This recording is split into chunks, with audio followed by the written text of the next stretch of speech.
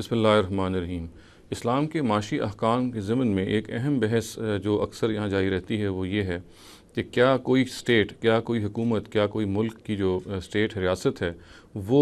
اس کا اختیار رکھتی ہے کہ وہ اشخاص کے یا لوگوں کے جو ذاتی املاک ہیں، ان کی جو پرائیویٹ پراپرٹی ہیں، ان پر زبردستی قبضہ کر لے، اور وہ خواہ کسی بھی مصلحت کے تحت کیوں نہ ہو۔ یعنی اسٹیٹ کے سامنے بہت ساری مصلحتیں ہوتی ہیں، خواہ وہ کسی بڑے سے بڑی مصلحت کو بھی سامنے رکھ کر کیا اس کے پاس یہ اختیار ہے کہ کسی شخص کو اس کی ذاتی املاک سے ڈسپوزیس کرے، اس کی ذاتی پراپرٹی کو اپنے قبضے میں لے لے۔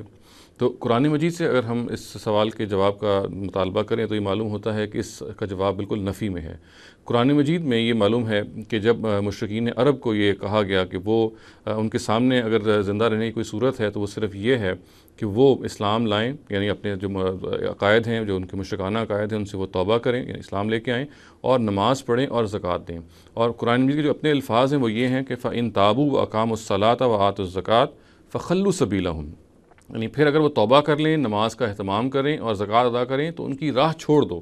گویا کہ ان کو مخاطب کر کے کہا گیا، یعنی زمانہ رسالت کے مشرکین کو کہا گیا کہ اگر آپ توبہ کر لیں گے، نماز قائم کریں گے اور زکوٰۃ ادا کریں گے تو پھر ایک اسلامی ریاست کے پاس ہرگز کوئی حق نہیں ہے کہ اس سے مزید کوئی مطالبہ وہ آپ سے کرے۔ چنانچہ اس کی روشنی میں ہم یہ دیکھ سکتے ہیں کہ مشرکین عرب کے بارے میں جب یہ سارا معاملہ قرآن مجید میں اس طرح زیر بحث آیا، اور خود نبی صلی اللہ علیہ وسلم کے بارے میں معلوم ہے کہ انہوں نے یہ جب مطالبہ ان کے سامنے رکھا اور یہ شرائط پیش کی کہ اگر وہ شرائط پوری کر دیں گے تو پھر خود قرآن یہ کہتا ہے کہ فخلو سبیلہم، ان کی راہ کو چھوڑ دیا جائے گا، ان سے کوئی تعرض نہیں کیا جائے گا۔ تو اس کا پھر مطلب یہ نکلتا ہے کہ اسلامی ریاست میں جو اس دور میں وجود میں آئی، پھر ان سے کسی اور چیز کا تقاضا نہیں کیا جائے گا، ان کی ذاتی املاک کو ہرگز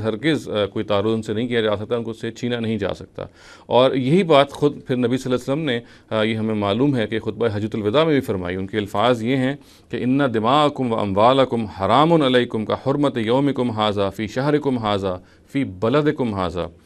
بے شک تمہارے خون، تمہارے مال تم پر اسی طرح حرام ہیں جس طرح تمہارا یہ دن یعنی یوم النحر، تمہارا یہ مہینہ یعنی ذو الحج کا مہینہ، اور تمہارا اس شہر یا تمہارا یہ شہر جو ام القریٰ یعنی مکہ کے بارے میں یہ کہا گیا۔ تو یہ زمانہ رسالت کے مشرکین کو سامنے رکھ کے نصیحت کی گئی اور بتایا گیا کہ ان سے ہرگز کوئی سے مزید مطالبہ نہیں کیا جائے گا۔ تو ہم یہ قیاس کر سکتے ہیں کہ اگر نبی صلی اللہ علیہ وسلم کو اپنے دور میں اس کی اجازت نہیں تھی اور ان کے مخاطبین بھی وہ مشرکین تھے کہ جن کے بارے میں یہ کہا گیا تھا کہ اگر وہ یہ شرائط پوری نہیں کریں گے تو ان کے لیے موت مقدر ہے، تو چنانچہ ان کے بعد جو ریاستیں وجود میں آئیں گی یا ان کے تدبر میں جو بعد میں ریاستیں بنیں گی، ان کے لیے حکم بدرجہ عتم ہوگا، اس لیے کہ یہاں پہ تو ایسا معاملہ بھی نہیں ہے کہ اگر وہ اسلام نہیں لاتے یا یہ شرائط پوری نہیں کرتے تو ان کو قتل کر دیا جائے گا یا مار دیا جائے گا۔ وہ زمانہ رسالت ایک خاص قانون تھا جو اس زمانے کے لوگوں کے سامنے پیش کیا گیا۔ اب اسی کی توسیع کرتے ہوئے، اسی کی اشتراک علت ہم اگر دیکھیں اس پورے حکم کا، تو یہ تو ظاہر ہے کہ ہم تعرض بالکل نہیں کر سکتے، یعنی ان کی جانوں کے ساتھ، یا ان کی جو قانون رسالت ہے وہ اس کا اطلاق سر مشرکین عرب کے ساتھ تھا۔ تاہم یہ جو شرائط ہیں جیسے کہ ان کے لیے موجود ہیں، بدرجہ عتم بعد کی ریاستوں کے لیے ویسے ہی موجود رہیں گی، اس لیے کہ بعد کے ریاستوں کے جو افراد ہیں ان سے ہرگز یہ قانون تعرض نہیں کرتا یا قانون کا اطلاق نہیں ہوتا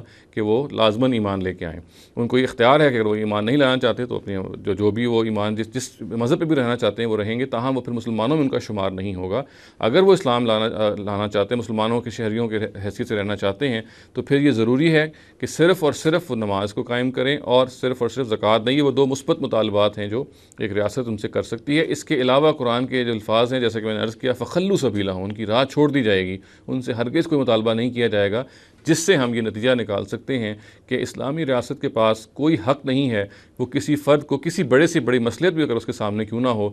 کسی بھی فرد کو وہ اس کی ذاتی املاک سے، اس کی ذاتی پراپرٹی سے ڈسپوزیس نہیں کر سکتی، اسے وہ چھین نہیں سکتی، اس کو اپنے زبردستی اپنا حصہ نہیں بنا سکتی۔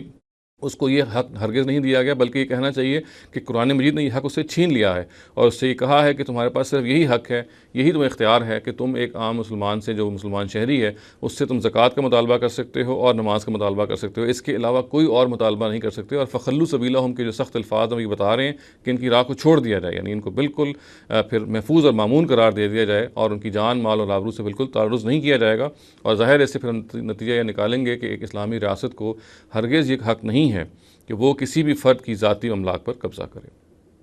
اقول قولی ھذا واستغفر اللہ لی ولکم ولسائر المسلمین والمسلمات۔